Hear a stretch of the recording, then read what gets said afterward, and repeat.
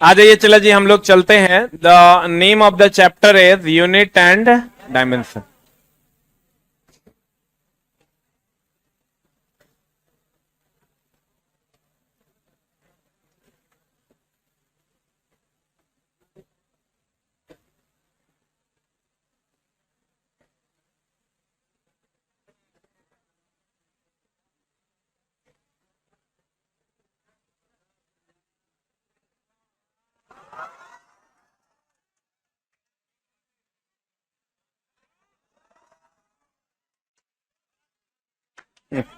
Pen कहाँ है? Where the pen?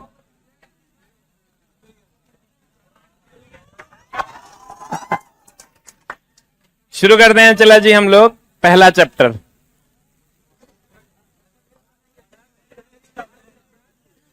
First chapter का पहला टॉपिक है भौतिक राशि। क्या है चला? भौतिक राशि। क्या है? भौतिक राशि। आप कहिएगा ये चला भौतिक राशि क्या है, यही ना? अब चला, अगर हम भौतिक राशि की बात करें तो जिसको आप नाप सकते हैं, फिजिकल क्वांटिटी, जिसको आप नाप सकते हैं, जिसे आप तौल सकते हैं, वही भौतिक राशि है। ठीक है? जैसे आप मोहब्बत को नाप सकते हैं क्या? हम किसी को ही कह सकते हैं हम तेरा 2 किलो मोहब्बत करते हैं?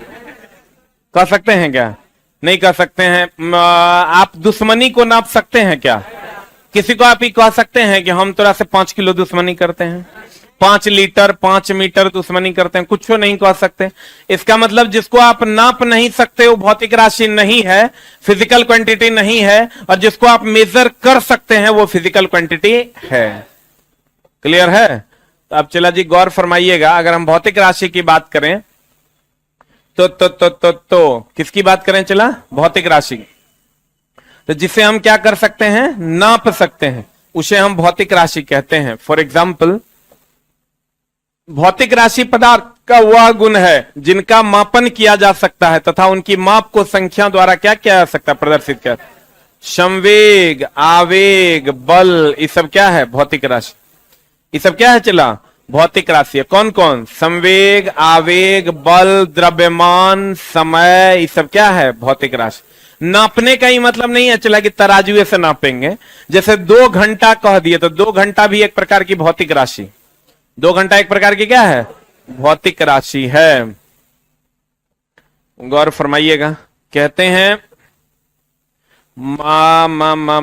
मात्रक। मात्रक क्या होता है चला? कहते हैं किसी भी भौतिक राशि को व्यक्त करने के लिए हमें 2 चीजों की आवश्यकता होती है। किसी भी भौतिक राशि को व्यक्त करने के लिए हमें कितने चीजों की आवश्यकता होती है? कभी आप चला किसी दुकान में चले जाइए और बोलिएगा ना, आप दुकान में चले जाइए और बोलिएगा 2 चावल दो, देगा क्या? आप किसी दुकान में चले जाइए और उसको कहिए कि 2 चावल दो, देगा? काहे नहीं देगा? अगर आप किसी दुकान वाले को जाके कहते हैं कि केजी चावल दो, देगा? नहीं देगा। या तो 1 केजी दे देगा या नहीं तो नहीं देगा। बोलेगा कितना केजी? 1 केजी की, 2 केजी की, 3 केजी की, 4 केजी, कितना केजी? मेरा बात समझ रहे हैं?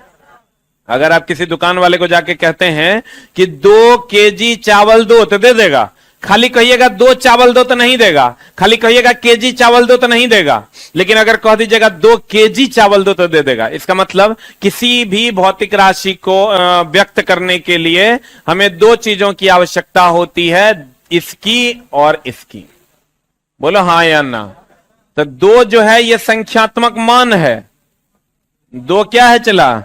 संख्यात्मक मान है। और केजी जो है ना ये मात्रक है। इसका मतलब कोई भी भौतिक राशि कितने चीजों से बना होता है? एक संख्यात्मक मान और दूसरा मात्रक। एक संख्यात्मक मान और दूसरा मात्रक। तो कहते हैं यानी गौर फरमाइएगा, कहते हैं किसी भी भौतिक राशि को व्यक्त करने के लिए 2 राशियों की आवश्यकता होती है। कौन कौन? एक संख्यात्मक मान और दूसरा मात्रक। ये देखो 2 संख्यात्मक मान है और केजी क्या है? जैसे हम लोग 5 कह देंगे, कपड़ा अगर नापना है कहेंगे 5 कपड़ा है, कोई मानेगा? कहना पड़ेगा 5 मीटर कपड़ा। खाली कहेंगे मीटर कपड़ा है, कोई मानेगा? हम लोगों को कहना होगा 1 मीटर, 2 मीटर, 3 मीटर, 4 मीटर, कितना मीटर कपड़ा है, बोलो ना रे। अब देखो चला, मात्रकों की अलग अलग पद्धतियां थी, मात्रकों की अलग अलग पद्धतियां थी जो यूज हो रही थी। जैसे हुआ ये, जैसे चला पहले तुम अगर ब्रिटेन जाते, इंग्लैंड जाते, या फ्रांस जाते, जर्मनी जाते, या अमेरिका जाते, तो पहले ये ट्रेनिंग दी जाती थी। अभी जो फिजिक्स चला आप यहां पढ़ रहे हैं, यही फिजिक्स आप पूरे विश्व में कहीं चल जाइएगा तो यही पढ़ना, जैसे हम पढ़ा रहे हैं वैसे ही पढ़ना है। मतलब यही सिलेबस है सबका, पूरे विश्व का सिलेबस है यही है फिजिक्स का, कहीं कोई बदलाव नहीं होगा। साइंस में बदलाव नहीं होगा, पॉलिटी में बदलाव होगा, ज्योग्राफी में बदलाव नहीं होगा, लेकिन हिस्ट्री में बदलाव होगा, क्योंकि हर आदमी, वर्ल्ड हिस्ट्री में फिर कोई बदलाव नहीं होगा, उनके लिखने का तरीका बदल जाएगा। इकोनॉमिक्स सेम रहेगा। तो जो आप पढ़ते हैं, बिहार के बच्चे या भारत के बच्चे पढ़ते हैं, जर्मनी के बच्चे भी वही फिजिक्स पढ़ते हैं। पहले क्या होता था चला, अगर आपको जाना है मान लीजिए अमेरिका, मान लीजिए कि हमको अमेरिका जाना है, वहां जॉब करने जाना है, या ब्याह करने जाना है, जे भी करने जाना है, या नौकरी करने जाना है, तो चला अगर वहां जाना है तो हम लोग पहले वीजा बनाते थे, पासपोर्ट बनाते थे और चले जाते थे, यही मामला है। लेकिन चला पहले ऐसा नहीं होता था, पहले वीजा पासपोर्ट बनाना है और उसके बाद 2 से 3 महीने की ट्रेनिंग करनी है और तब आपको अमेरिका जाना है। बहुत पहले की बात बता रहे हैं। मतलब पहले आप वीजा और पासपोर्ट बनाइएगा तो उसी टाइम आपकी ट्रेनिंग भी होगी कि भैया वहां के लिए कर रहे हो तो वहां की चीजों को समझने के लिए आपको ट्रेनिंग लेना होगा। आप कहिएगा ऐसा क्यों? जैसे यहां आप जाइएगा 2 केजी चावल तो देगा कि नहीं देगा, लेकिन आप अमेरिका ब्रिटेन चले जाते हो, कहते 2 केजी चावल दो, तो वो लोग केजी नहीं पूछता है, वो लोग पाउंड पूछता है। तो वहां के लोग यहां आएंगे, कहेंगे 5 पाउंड चावल दो, कोई देगा? मारबो करेगा।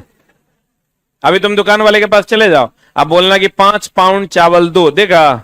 मारेगा 10 गिनेगा, एक पागल हो गया है कि? बोला ना का 1 केजी चावल दे।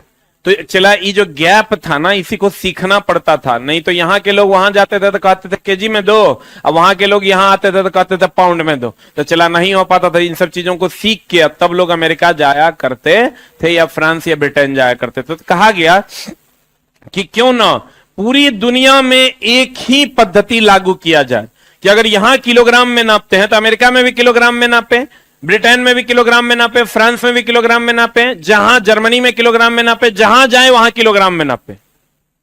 बोलन रे, तब मतलब 1 यूनिट में नापा जाए, तब ट्रेनिंग की आवश्यकता ही नहीं पड़ेगी। बोलन रे, अगर चला सब जगह 1 यूनिट में नापा जाए, 1 मात्रक में नापा जाए, ट्रेनिंग की आवश्यकता है कि नहीं है?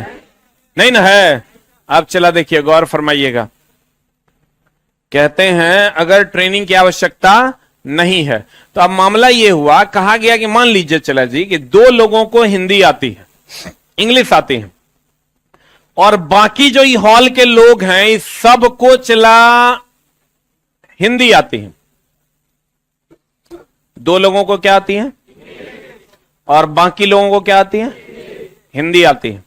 तो चला इन 2 लोगों को हिंदी सिखाना ठीक रहेगा कि सबको इंग्लिश सिखाना ठीक रहेगा? अगर हमको ये पूरा रूम में कॉमन करना है तो जी 2 लोग जो है इसको हिंदी सिखा देना है, पूरा रूम कॉमन हो जाएगा। और सबको इंग्लिश सिखाएंगे तो मामला गड़बड़ा नहीं जाएगा। तो कहा गया पूरी दुनिया में कॉमन करोगे, पता करो ना, जो सबसे ज्यादा चल रहा होगा उसी को लागू कर देंगे, ठीक ना? कहा गया कि पहले ये पता करो कि सबसे ज्यादा कौन चल रहा है, और जो चल रहा होगा उसको पूरी दुनिया में लागू कर देना है। बुझ लगी ना? तो कहा गया कि ठीक है, पता करते हैं भाई। तो मात्रकों का पद्धति, सिस्टम ऑफ यूनिट्स जो है पता किया गया। और जब सिस्टम ऑफ यूनिट्स पता किया गया मेरे दोस्त, सिस्टम ऑफ यूनिट्स पता किया गया, सिस्टम ऑफ यूनिट्स पता किया गया, तो उसमें पता चला कि एक है MKS, एक है CGS और एक है FPS। ये 3 प्रकार की पद्धतियां थी। कौन कौन प्रकार के? MKS, CGS और क्या चला? FPS। अब देखो, M बोले तो मीटर था लंबाई के लिए, के बोले तो किलोग्राम द्रव्यमान के लिए।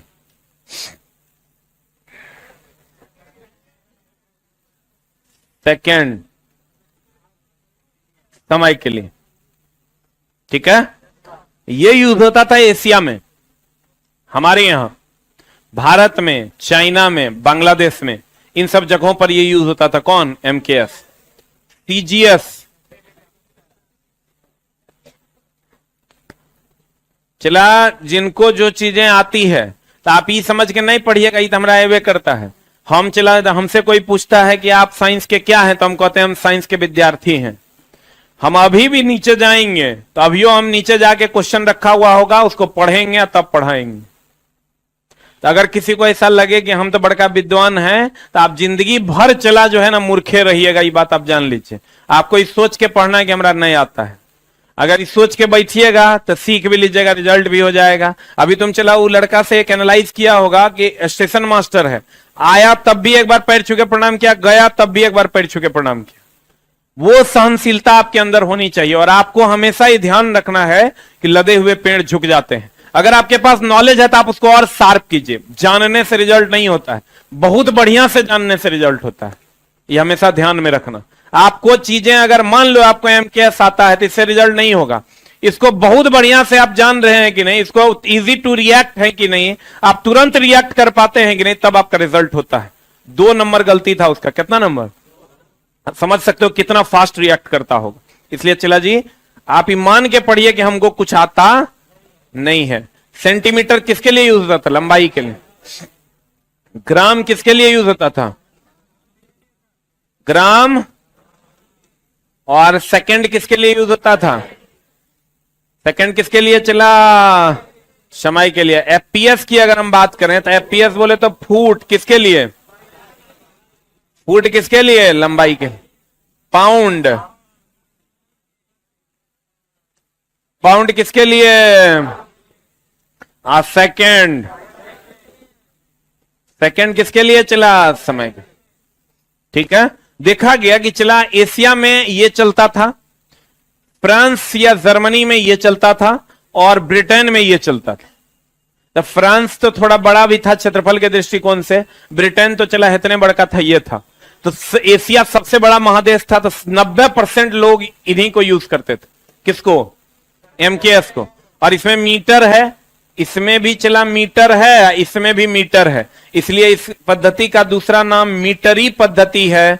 और इस पद्धति का भी दूसरा नाम मीटरी, या इसी को हम लोग फ्रेंच पद्धति भी कहते हैं। क्योंकि ये फ्रांस में यूज होता था, इसलिए इसका दूसरा नाम मीटरी या फ्रेंच पद्धति है। और ये ब्रिटेन में यूज होता था, इसलिए इसका नाम ब्रिटिश पद्धति है। इसका कौन नाम है चला? ब्रिटिश पद्धति।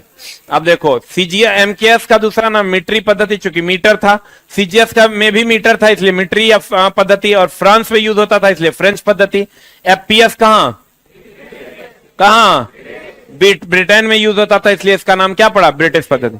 और ये चला अब इस सब से निकल कर जो आया एमकेएस को, चूंकि वो 90% जगहों पर चल रहा था, तो एमकेएस से ही निकलकर एक नई पद्धति का जन्म हुआ। सन 1971 ईस्वी में फ्रांस की राजधानी पेरिस में मापतौल विभाग के अंतर्राष्ट्रीय सम्मेलन में एक नई पद्धति ने जन्म लिया, जिसका नाम था अंतर्राष्ट्रीय पद्धति। और उसके जनक कौन थे? एमकेएस। अंतर्राष्ट्रीय पद्धति, सिस्टम ऑफ इंटरनेशनल का जनक कौन था चला? एमकेएस। कितना ईस्वी में इसका जन्म हुआ? मापतौल विभाग के अंतर्राष्ट्रीय सम्मेलन में एमकेएस पद्धति का जन्म हुआ सन 1900, एसआई पद्धति का जन्म हुआ सन 1900 कितना में? 71। अब कहा गया कि इसमें तो खाली लंबाई के लिए, द्रव्यमान के लिए और समय के लिए है। और तापमान को कैसे नापा जाए, ज्योति तीव्रता को कैसे नापा जाए, पदार्थ की मात्रा को कैसे नापा जाए, विद्युत धारा को कैसे नापा जाए, समतल कोण को कैसे नापा जाए, ठोस कोण को कैसे नापा जाए। तो क्यों ना एसआई पद्धति को 3 से और बढ़ा दिया जाए। तो अब एसआई पद्धति को 9 कर दिया गया। एसआई को, सिस्टम ऑफ इंटरनेशनल को कितना कर दिया गया? 9। जिसको इस पहले इसको 2 भागों में बांटा गया। एक था आधारी और एक था चला संपूरक। एक आधारी और दूसरा क्या था? संपूरक। आधारी की संख्या 7 थी और संपूरक की संख्या कितनी थी? 2 थी। अब गौर फरमाइएगा फिर से। कहते हैं मेरी जान की सिस्टम ऑफ यूनिट्स। पहले तो भौतिक राशि किसको कहते हैं? जिसको नाप सकते हैं। मोहब्बत भौतिक राशि है क्या? प्यार, इश्क, लुच्चा, द्रव्यमान है, समय भौतिक राशि है।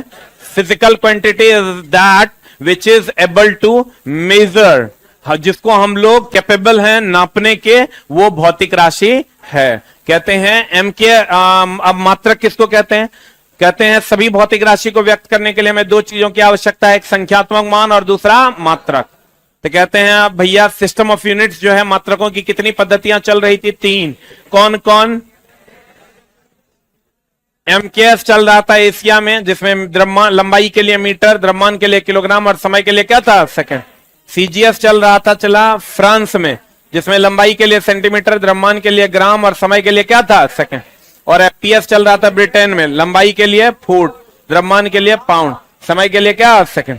और इस सब को देखते हुए यह पाया गया कि एमकेएस पद्धति 90% जगहों पर चल रही है, तो चला इसी को मान लिया गया सिस्टम ऑफ इंटरनेशनल, अंतरराष्ट्रीय पद्धति, और कहा गया कि पूरी दुनिया में अब एक कॉमन पद्धति जन्म लेगी और न सीजीएस रहेगा, न एमकेएस रहेगा, न एफपीएस रहेगा। अब एक नई पद्धति का जन्म होगा और जिसका नाम होगा एसआई पद्धति।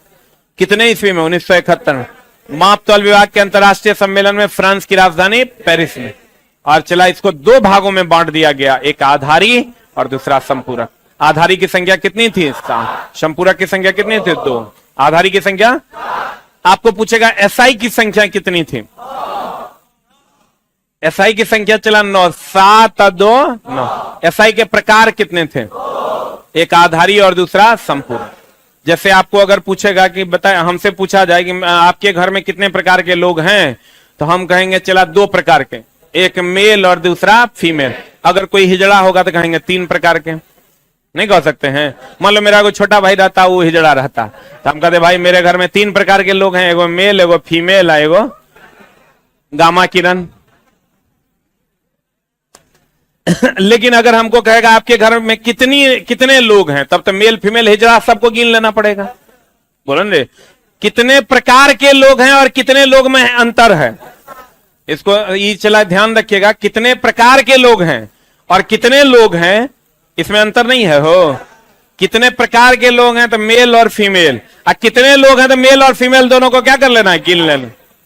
नहीं है, समझा होगा। तो कहते हैं चला भौतिक राशि किसको कहते हैं? जिसे नापा जा सकता है उसे हम क्या कहते हैं? भौतिक राशि। और जिसे नहीं नाप सकते वो भौतिक राशि नहीं। और किसी भी भौतिक राशि को व्यक्त करने के लिए कितने चीजों की आवश्यकता है? कौन कौन? संख्यात्मक, मान और मात्रक। अब मात्रकों की कितनी पद्धतियां थी? अगर कहेगा मात्रकों की कितनी पद्धतियां थी, है, थी, है, कौन कौन? एमकेएस मीटर, किलोग्राम और सेकंड, सेंटीमीटर, ग्राम और सेकंड, फुट, पाउंड और सेकंड। ये चला इसको मीटरी पद्धति कहेंगे, इसको मीटरी या फ्रेंच पद्धति, इसको ब्रिटिश पद्धति। सही है। आई सबसे जन्म लिया एक नई पद्धति ने। एसआई कहां से लिया गया? एसआई का बाप कौन? हम लोग, हम ही लोग ना हैं। हम ही लोगों ने अपने द्वारा इसको क्या किया? जन्म दिया। इसके पप्पा हैं हम लोग, मतलब पूरी दुनिया को पद्धति देने का काम एशिया के लोगों ने किया। और कितने ईस्वी में इसका जन्म हुआ? फ्रांस की राजधानी। चला इसके प्रकार कितने हैं? आधारी और आधारी की संख्या, संपूरक की। अब अगली कक्षा में हम लोग आधारी के सातों को पढ़ेंगे। ठीक है, थैंक यू वेरी मच।